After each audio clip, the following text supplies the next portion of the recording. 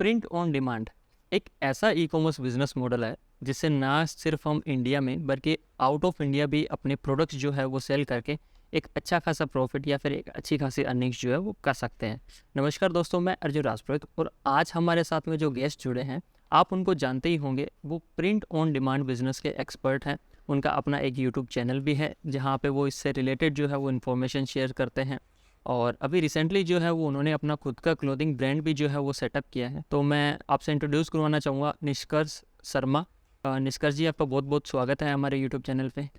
Thank you Arjun, thank you so much for having me. Pleasure मेरा यार, thank you so much. तो निष्कर्ष जी, मैं सबसे पहले चाहता हूँ कि आप हमारी ऑडियंस को अपना थोड़ा सा इंट्रोडक्शन दें। आप अपनी बिजनेस जर्नी के बारे में हमें थोड़ा सा बताएं कि कैसे आप जो है इस पर्टिकुलर लाइन में आए या फिर आपने जो है वो ई कॉमर्स बिजनेस की शुरुआत की। ओके सो मेरी जर्नी 2017 में स्टार्ट हुई थी। एक्चुअली ऑनलाइन पैसे कमाना स्टार्ट ही गूगल सर्च से 2012 में हुआ था। फिर 3 साल मैंने ब्लॉगिंग ट्राई करी लेकिन मैं उसको वर्क नहीं करा पाया। फिर 2015 में आई गॉट ग्रेजुएटेड, मैं मेरी इंजीनियरिंग ख़त्म हुई और मैंने सोचा फुल टाइम बिजनेस में जाते हैं। तो हमने अमेज़न पे किंडल बुक्स पब्लिश करना स्टार्ट किया, वहाँ से कुछ पैसे कमाए। बट फिर वो नहीं चला, फिर हमने एजेंसी स्टार्ट करी, वो नहीं चली। फिर हमने एक एनिमेशन वीडियोज़ का बिज़नेस स्टार्ट किया। 1.5 साल हो गया था ये करते-करते, 1.5 साल में हम बैंकरप्ट हो गए, लोन-वोन लिए, फिर एनिमेशन वीडियो का बिज़नेस स्टार्ट किया, वहाँ से प्रॉफिटेबल हुए। और फिर ये करते-करते 2017 ऑफ अप्रैल 2017 में मैंने ई-कॉमर्स स्टार्ट किया।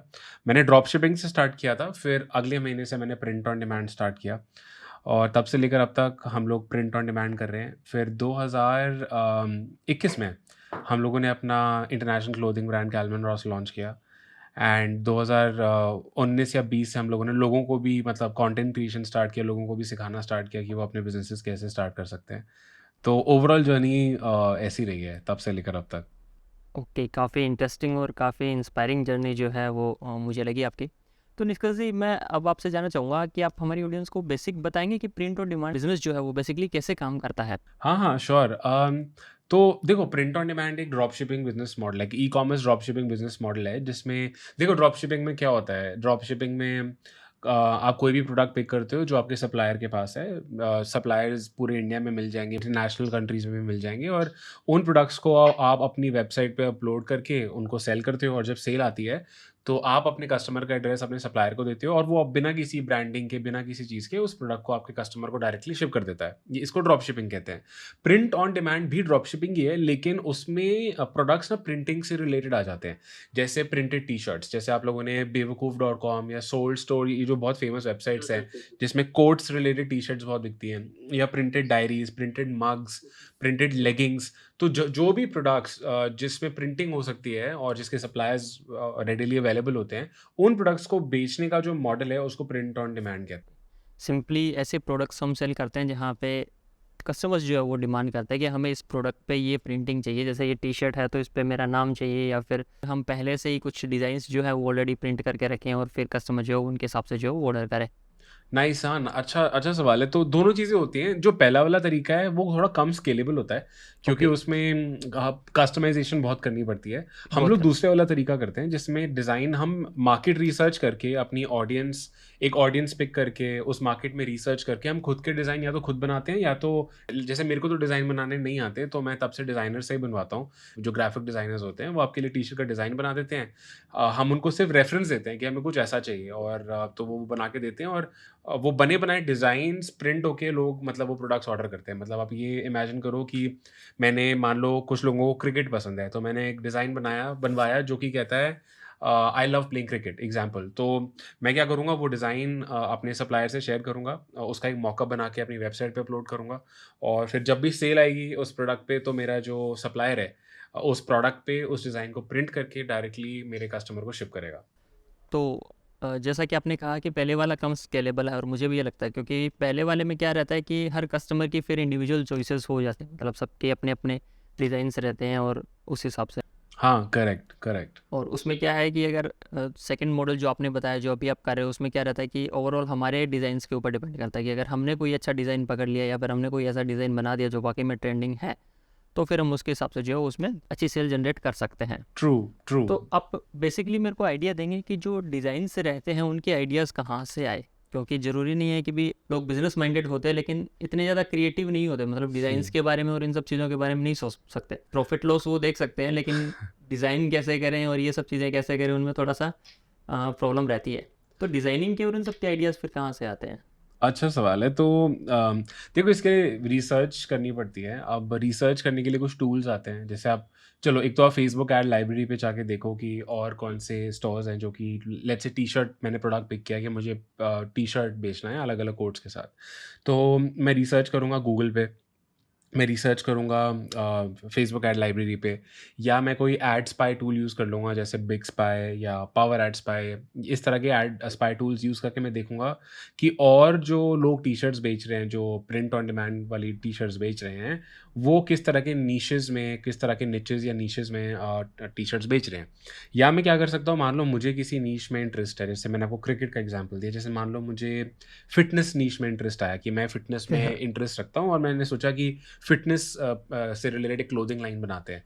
तो फिर मैं क्या करूँगा, मैं गूगल पे देखूँगा कि मेरे टारगेट कंट्री में, जैसे मान लो मेरे को यूएसए में प्रिंट ऑन डिमांड का बिज़नेस करना है, हम भी यूएसए में ही प्रिंट ऑन डिमांड का बिज़नेस करते ओके। हैं। तो मैं देखूँगा कि और कौन से ब्रांड्स हैं और वो किस तरह के डिज़ाइन बेच रहे हैं। वहाँ से मुझे आइडिया लगना स्टार्ट होगा कि मार्केट में ऑलरेडी क्या चल रहा है। फिर मैं उस वाले ब्रांड के बेस्ट सेलर्स देखूँगा। फिर मैं क्या करूँगा, स्क्रीनशॉट लेता रहूँगा जो डिज़ाइन मुझे अच्छे लग रहे हैं, जो उनके बेस्ट सेलर्स हैं। फिर वहाँ उन डिज़ाइन्स को फिर मैं अपने डिज़ाइनर से शेयर करूँगा और उसको बोलूँगा मुझे कुछ सिमिलर बना के दे। तो कॉपी नहीं करूँगा लेकिन थोड़ा इंस्पिरेशन लेके कुछ सिमिलर बनवाऊँगा। इंस्पिरेशन। एक आध, हाँ, इंस्पिरेशन लूँगा। एक आध वर्ड चेंज कर दूँगा या डिज़ाइन का स्टाइल चेंज करवा दूँगा और फिर हम उसको सेल करेंगे। तो आपको खुद कोड्स नहीं सोचने, स्पेशली शुरू में आपको खुद डिज़ाइनिंग नहीं करनी। आपको बस रिसर्च करके ये समझना है कि और लोगों के लिए भी क्या काम कर रहा है और वहाँ से इंस्पिरेशन लेनी है। तो सिंपली अपने रिसर्च करना पड़ेगा, मार्केट रिसर्च करेंगे तो अपने को आइडिया आ जाएगा कि भाई कौन सी चीज़ें जो है वो ज़्यादा ट्रेंडिंग में है, कौन सी चीज़ें जो है वो चल रही है। फिर उसके हिसाब से हम उसको थोड़ा सा मॉडिफाई करके या चेंज करके अपने हिसाब से थोड़ी बहुत क्रिएटिविटी उसमें डाल के उसको यस, कर हाँ जी, सकते हैं आगे प्रोसेस एब्सोल्युटली। काफ़ी बड़ी। तो जैसा आपने बताया कि भाई आप बाहर ज़्यादा करते हैं, इंटरनेशनल आप करते हैं, तो इंटरनेशनल प्रिंट ऑन डिमांड या फिर अपने अगर इंडिया में करें तो दोनों के मार्केट में क्या फ़र्क है? क्या आपको लगता है इस पर्टिकुलर बिजनेस के लिए कौन सा मार्केट सही है, और अगर दोनों ही सही है तो मेन डिफरेंस आप कैसे करोगे दोनों के मार्केट्स में? हाँ, नाइस। तो देखो दोनों मार्केट में कुछ अंतर हैं, ऑल्दो दोनों मार्केट अच्छी हैं, दोनों मार्केट में एक प्रॉफ़िटेबल हुआ जा सकता है। अगर मैं स्पेसिफ़िकली प्रिंट ऑन डिमांड की बात करूँ, तो मुझे ऐसा लगता है कि मैं दोनों कंपैरिज़न बताता हूँ। अगर हम बात करते हैं यूएस मार्केट की, तो यूएस मार्केट में सबसे बड़ा बेनिफिट होता है, कैश ऑन डिलीवरी नहीं होता। जैसे अगर आप इंडिया में कोई भी ई-कॉमर्स का बिज़नेस करोगे, आपको कैश ऑन डिलीवरी देना पड़ेगा।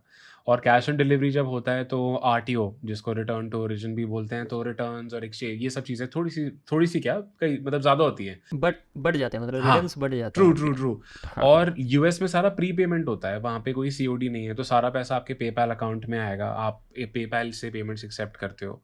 तो ये सबसे बड़ा डिफरेंस तो आ जाता है पेमेंट्स का। दूसरी चीज़, यूएस वाली मार्केट में क्या है कि वो मार्केट बहुत अच्छी है लेकिन उसमें कॉम्पिटिशन ज़्यादा है। तो यूएस मार्केट में सेल लाना इंडियन मार्केट से ज़्यादा डिफ़िकल्ट है। तो इंडिया में फ़ायदा ये हो ओके। जाता है कि आप मार्केटिंग, मतलब आप सेल ईज़िली ला सकते हो। तो अगर आपको वॉल्यूम चाहिए और आपको ज़्यादा पीसेस बेचने हैं, तो इंडिया से अच्छी मार्केट कोई नहीं है मुझे लगता है। अगर आप फेसबुक एड्स वगैरह चलाते हो तो वो काफ़ी सही है। फिर पॉइंट आ जाता है मार्जिन्स का। तो मुझे लगता है मार्जिन दोनों कंट्रीज़, मतलब प्रॉफ़िट मार्जिन्स दोनों कंट्रीज़ में निकाले जा सकते हैं। लेकिन अगर यूएस में निकालना है तो मतलब वहाँ पे वही है कि आपको एक अच्छी नीश पकड़नी है। इंडिया मतलब दोनों कंट्रीज़ में अगर आपको अच्छे मार्जिन निकालने हैं तो या तो आप हाई मार्जिन पीओडी प्रोडक्ट बेचो, जैसे आप या तो जैसे लोग पीओडी में ज्वेलरी भी बेचते हैं कि कोई ज्वेलरी है ओके। उसके पीछे कुछ कोट लिखा हुआ है पैकेजिंग पे, या आप अपना नंबर ऑफ टी शर्ट्स बढ़ा दो, मतलब वॉल्यूम बढ़ा दो टी शर्ट्स की, तो वहाँ से मार्जिन इंक्रीज कर पाते हो। तो मुझे लगता है कि दोनों मार्केट ही बढ़िया हैं, दोनों के कुछ पॉजिटिव्स हैं, नेगेटिव्स हैं, जैसे मैंने कुछ अभी एग्जांपल दिए। दोनों में ब्रांड बनाया जा सकता है, बट बात क्या, हम लोगों ने स्टार्ट इंटरनेशनल से किया तो हमारे लिए वो काम करा तो हम वही करते गए। अभी इंडियन पीओडी हम ट्राई करने का सोच रहे हैं तो करेंगे। मैं कुछ लोगों को जानता हूँ जो इंडियन पीओडी भी अच्छे से कर रहे हैं, बट ओवरऑल फंडा एक ही है, मतलब आरटीओज वगैरह के अलावा या मतलब सीओडी के अलावा कोई मेजर और डिफरेंस नहीं दिखता मुझे। बट फिर भी क्योंकि हमारा ज़्यादा सक्सेस इंटरनेशनल में है तो मुझे पर्सनली वही ज़्यादा समझ आता है अभी। ओके। ओके, मतलब मार्केट दोनों थोड़ा बहुत ही डिफरेंस है, कोई ज़्यादा डिफरेंस है नहीं। वो डिपेंड करता है कि भाई हम बिजनेस किस हिसाब से करना चाहते हैं, तो हम कोई भी मार्केट चूज़ कर सकते हैं, ट्रू, है ना? ट्रू। कोई भी चूज़ कर सकते ग्रेट। हैं। इसमें जैसे मान लीजिए हम पीओडी बिजनेस शुरू करते हैं, तो इसमें अपने को कैपिटल कितनी रिक्वायरमेंट होती है, या फिर कितना बजट जो है वो हम इनिशियली हमें लेके चलना पड़ता है? मार्केटिंग होती है, वेबसाइट बनानी पड़ती है, उसके बाद में और भी जो है वो इसमें एक्सपेंसेस होते हैं, तो ओवरऑल आप कितना बजट इसमें बताते हैं कि भी जो हमें लेके चलना पड़ता है? पीओडी में सबसे बड़ा या ड्रॉप शिपिंग में सबसे बड़ा फ़ायदा ही होता है, आपको प्रोडक्ट्स में या इन्वेंट्री में, वेयरहाउसिंग में यहाँ पे पैसा नहीं लगाना होता। आपका मेन पैसा जाता है मार्केटिंग में। जो आप फेसबुक एड्स वगैरह में पैसा लगाओगे कस्टमर्स को अपनी वेबसाइट पे लाने के लिए, मेरा वो मतलब जब मैं मार्केटिंग बोल रहा हूँ, 80% पैसा इसी चीज़ में जाता है। 20% पैसा जो बाकी का है वो आपका जाता है आपके डिज़ाइन्स बनवाने के लिए। जैसे आपने कोई डिज़ाइन जैसे रिसर्च किया, आपने वो बनवाना है डिज़ाइनर से, तो यूजुअली डिज़ाइनर हर डिज़ाइन का 300, 400, 500 रुपए टाइप लेते हैं, जिसमें आपको वो डिज़ाइन बना के दे देते हैं।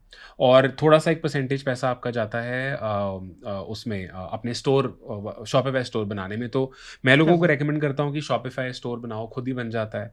वर्डप्रेस से ज़्यादा आसान मुझे पर्सनली वो लगता है। और आप उसका कुछ 2000 रुपए महीना टाइप पे करते हो, जिसमें आपकी होस्टिंग-वोस्टिंग कवर होती है, उनका डैशबोर्ड होता है, आपका पेमेंट गेटवे कनेक्ट हो जाता है, तो बिना किसी कोडिंग, बिना किसी डेवलपर को हायर करे आपका खुद का स्टोर बन जाता है। तो 2000 रुपए महीना के आसपास आप अपने स्टोर को चलाने के लिए देते हो। और तो हाँ, टोटल जहाँ तक इन सबको मिला के जो कैपिटल हम रेकमेंड करते हैं, वो है 1 से 2 लाख रुपए, मिनिमम 1, 1.5 से 2 इज़ आइडियल।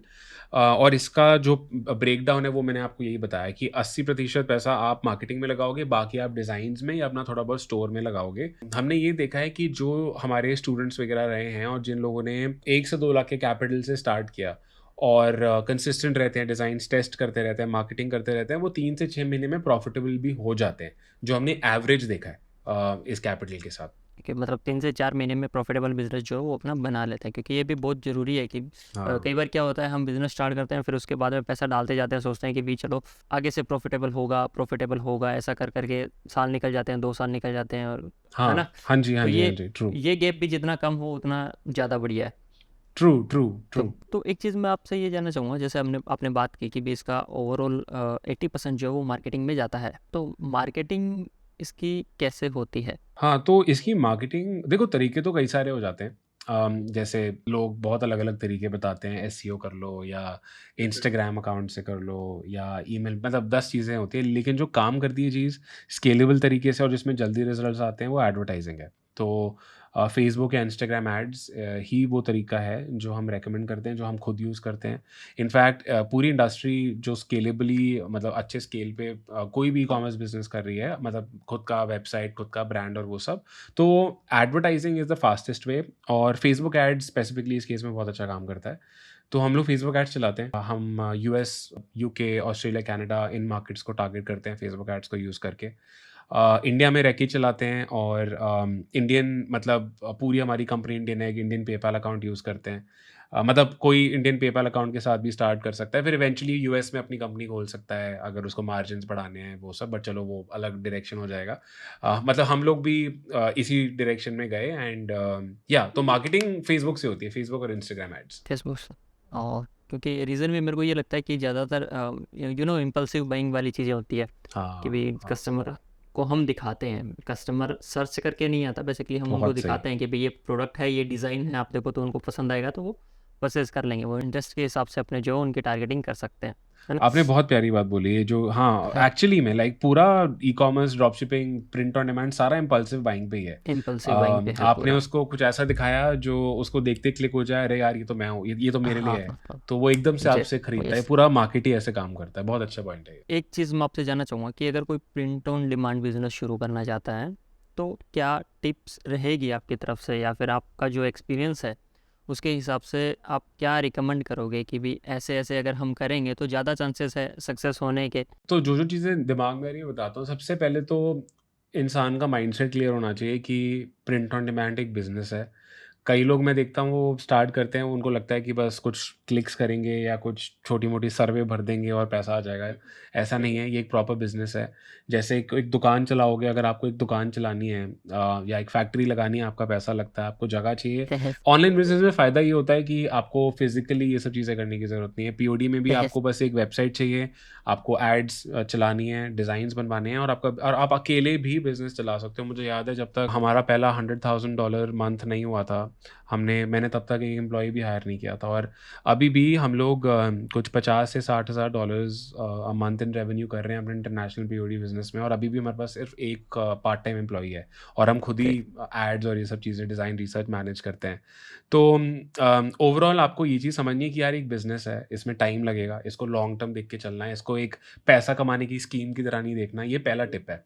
दूसरा tip I would say capital, 1.5 से 2 लाख रिकमेंड मैं करूँगा कि कैपिटल रखो अपने बिज़नेस में लगाने के लिए। उसको अगर आपके पास पैसे, मतलब अगर कोई ऐसा बंदा है जिसके पास पैसे नहीं हैं, जो ब्रोक है या अभी स्टार्ट ही कर रहा है और फाइनेंशियली अभी नहीं वो डेडिकेट कर सकता, तो मैं रिकमेंड नहीं करूँगा कि आप इसमें जाओ, क्योंकि कोई फ़ायदा नहीं है। अगर आपके पास कैपिटल नहीं है, आप 10,000 से स्टार्ट करोगे, एड्स में पैसा लग जाएगा, प्रॉफिटेबल नहीं होगे, फिर आप सोचोगे अरे यार क्या करूँगा, पैसा वेस्ट हो गया। तो इससे अच्छा है कि उतना कैपिटल से स्टार्ट करो जो रिकमेंडेड है। तीसरा मैं बोलूँगा कि ये बहुत इंपॉर्टेंट है, आइडियली किसी ऐसी नीश में ऑपरेट करो जिसमें आपको भी इंटरेस्ट आ जाए। जैसे मैं कई बार देखता हूँ लोग ना बस मतलब उन नीशेस के पीछे भागते हैं जिसमें पैसा होता है। शुरू-शुरू में ये ठीक है, शुरू-शुरू में हमें नहीं पता होता कि बिज़नेस काम कैसा कर रहा है, तो जो बेचना है बेचो, लेकिन लॉन्ग टर्म ब्रांड आप उसी नीश में बना पाओगे जिसको आप समझते हो, जिसमें आप इंटरेस्ट रखते हो, जिसमें आपको नॉलेज है, जिस नीश में आपको आगे आप मतलब आइडियली आप इवेंचुअली डिज़ाइन्स आइडिया सोच पाओगे।